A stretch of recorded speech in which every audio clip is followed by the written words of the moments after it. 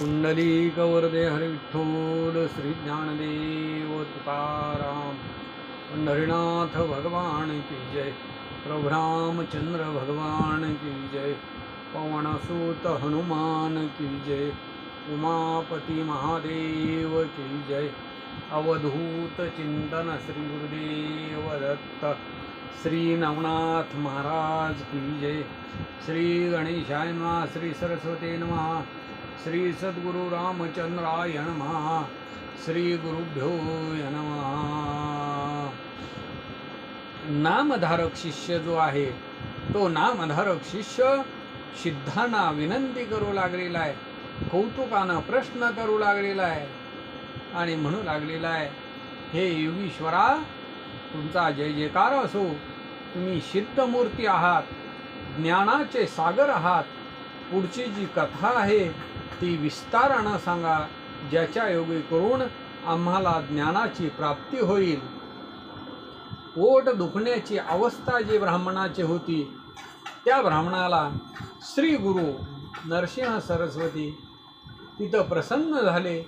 पुढं काय कथा घडली गेली ती सर्व विस्तारानं आपण आम्हाला सांगा, असं सिद्धांना नामधारक विनंती करून बोलू लागलेला आहे। शिष्याचं वचन ऐकलेलं आहे, शिष्याचं बोलणं ऐकलं आणि सिद्ध त्यावेळेला संतोषित झालेले आहेत, आनंदित झालेले आहेत। श्री गुरुचरित्र हे कामधेनू आहे आणि तेच गुरुचरित्र विस्तारानं नामधारक शिष्याला सिद्ध सांगू लागलेले आहेत। म्हणू लागले, हे शिष्या ऐक, तू शिरोमणी आहेस। पुढची जी गुरुचरित्राची कथा आहे ती मी तुला सांगतो, ऐक। ज्या सायनदेव ब्राह्मणाच्या घरी श्री गुरूंनी भिक्षा मागितली त्याच्यावरती प्रसन्न झाले। गुरुभक्तीचा जो प्रकार आहे तो सायनदेव जाणत होता, त्यानं पूजा केली आणि त्याच्यामुळं श्री गुरु त्याच्यावरती आनंदित झाले। त्या सायनदेव ब्राह्मणाला श्री गुरु आनंदानं बोलू लागलेले आहेत, म्हणू लागले की तुझ्या वंशवंशी तुझ्या वंशामध्ये भक्त निर्माण होतील आणि माझं प्रेम त्यांच्यावरती असेल। असं श्रीगुरूंचं बोलणं ऐकल्याच्या नंतर सायनदेवानं त्या ब्राह्मणांना नमन केलेलं आहे। श्री गुरूंच्या पायावरती डोकं ठेवून पुन्हा पुन्हा श्री गुरूंना नमन करू लागलेला आहे आणि श्री गुरूंची स्तुती स्तवन करू लागलेला आहे। म्हणू लागलेला आहे की हे सद्गुरू तुमचा जय जयकार असो। त्रिमूर्तींचे अवतार आपण आहात। दिसताना मात्र अविद्यामय असे एक सर्वसाधारण मनुष्य दिसत आहात, पण वेद आणि शास्त्र यांना सुद्धा आपला महिमा तुमचा कळालेला नाही। विश्वव्यापक आपण आले आहात। ब्रह्मदेव विष्णू भगवंत आणि महादेव यांचं रूप मानवाचं रूप धारण करून भक्तजनांना तारण्यासाठी आपण अवतार घेतलेला आहे। तुमचा महिमा वर्णन करण्याची शक्ती माझ्याजवळ नाही, पण मी एक आपणाप्रती मागणं मागत आहे। तरी हे गुरुमूर्ती आपण माझ्यावरती कृपा करावी, माझ्या वंशपरंपरेमध्ये भक्त होतील त्यांना भक्ती द्यावी।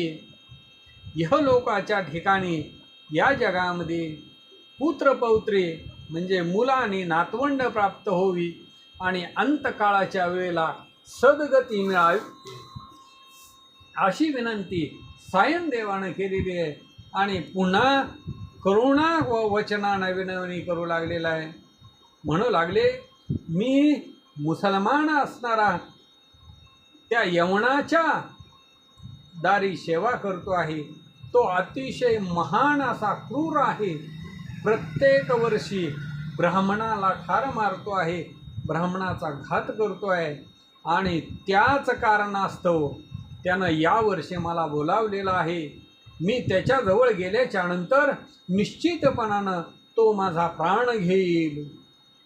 आणि म्हणून आपली भेटी झालेली आहे. हे गुरुवर्या, तुमची भेट झाली, आता मरण आम्हाला कसं प्राप्त होईल. त्यावेळेला श्री गुरुमूर्ती संतोषित झाले आणि त्या सायन देवाला अभय दिलेला आहे. त्या ब्राह्मणाच्या मस्तकावरती हात ठेवलेला आहे आणि काहीही चिंता करू नको असं म्हणू लागले.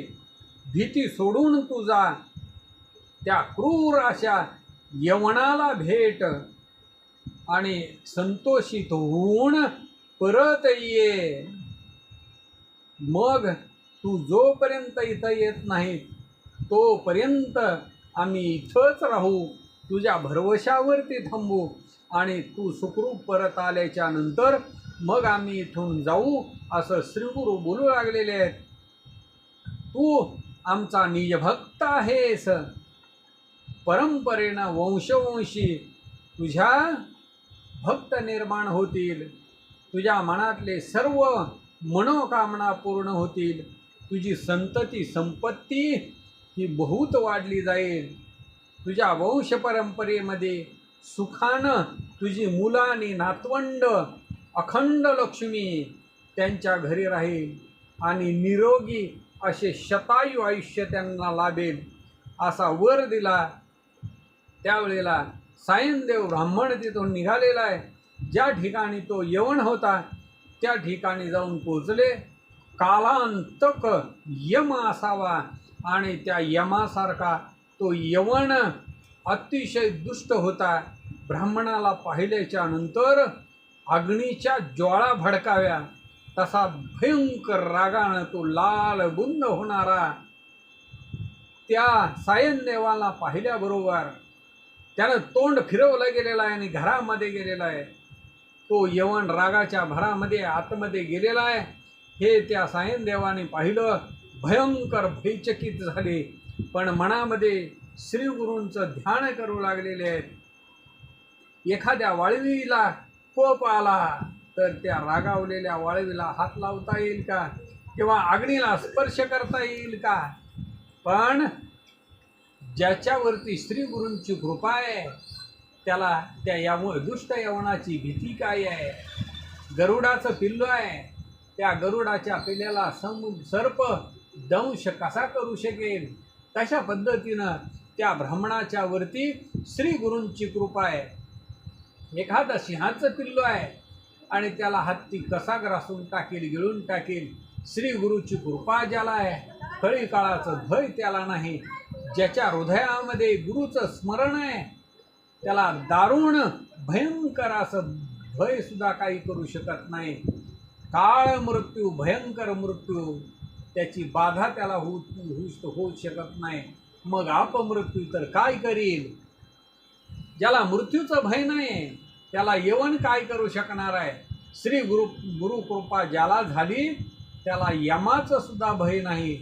अशा पद्धतीनं तो यवन जो आहे तो घरामध्ये गेला. घरामध्ये गेल्याच्या नंतर त्याची बुद्धी भ्रमिष्ट झाली आणि अचानकपणानं अतिशय गाढ अशी झोप त्याला लागली. तो झोपी गेला. शरीराचं स्मरण त्याला राहिलं नाही. हृदयामध्ये ज्वाळा होऊ लागल्या, हृदयामध्ये आग होऊ लागली आणि मग जाग होऊन तो पाहतोय तर प्राणांतक अशी व्यथा त्याला होऊ लागली, कष्ट होऊ लागले. त्याला काही स्मरण राहिलं नाही. म्हणू लागला, मला शस्त्रानं कुणीतरी माझ्यावरती घाव घालतो आहे. माझे जे अवयव आहेत ते अवयव छेदन करण्याचा प्रयत्न करतो आहे. एक ब्राह्मण हे सगळं करतो आहे असं स्मरण त्याला त्यावेळी झालं. धावत ब्राह्मणाच्या जवळ गेलेला आहे आणि त्या सायनदेवाच्या पायावरती लोळू लागलेला आहे. म्हणू लागलेला आहे, तूच माझा स्वामी आहेस. तुला इथं कुणी बोलावलं गेलेलं आहे? तू त्वरित आपल्या घरी परतून जा. वस्त्र आणि भूषणं दिली आणि त्या यवनानं त्या सायनदेवाला निरोप दिलेला आहे. ब्राह्मणाला अतिशय आनंद झाला. आपल्या गावामध्ये परत आलेला आहे. गंगा तीरावरती श्री गुरूंचं दर्शन घेण्यासाठी, दर्शनाला जाण्यासाठी तो उतावीळ झालेला आहे आणि श्री गुरूंना पाहिल्याबरोबर अतिशय भावयुक्त अंतकरणानं त्यानं नमन केलं आणि स्तुती स्तवन करू लागलेला आहे. झालेल्या सर्व जो हा आद्यंत वृत्तांत आहे तो सगळा वृत्तांत श्री गुरूंना सांगितला. गुरुमूर्ती संतोषित झाले आणि त्या ब्राह्मणाला आश्वासित करू लागलेले आहेत. म्हणू लागले, आम्हाला आता दक्षिण दिशेला जायचं आहे, स्नान तीर्थयात्रा करायची आहे. असं श्रीगुरूंचं बोलणं ऐकलं. ब्राह्मणांना हात जोडलेले आहेत आणि विनवणी करून बोलू लागलेले आहे, मी आता आपल्या पायापासून लांब होणार नाही. आता मी सुद्धा तुमच्याबरोबर येईन.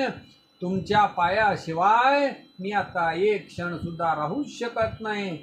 संसार सागरातून तारून नेणारे कृपा सिंधू देव तुम्हीच आहात.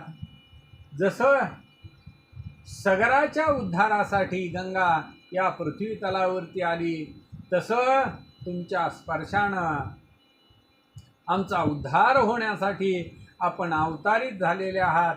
भक्तवत्सल ही तुमची ख्याती आहे आणि आम्हाला सोडणं ही काही नीती आहे का?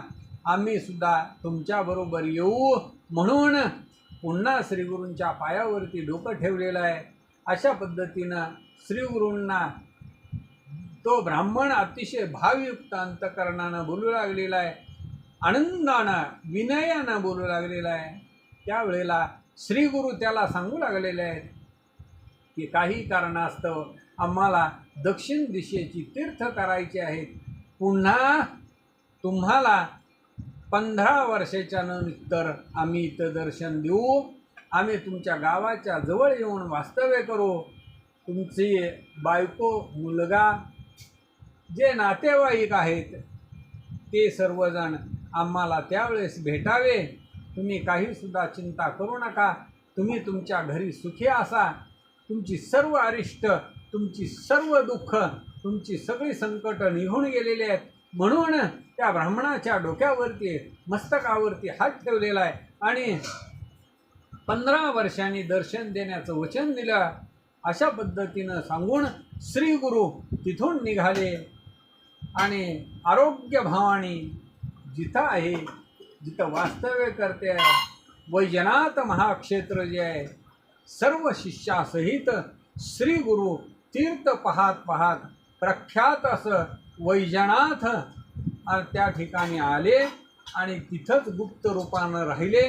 नामधारक सिद्धांना विचारू लागलेला आहे की त्या ठिकाणी श्रीगुरूंनी गुप्त राहण्याचं कारण काय आहे.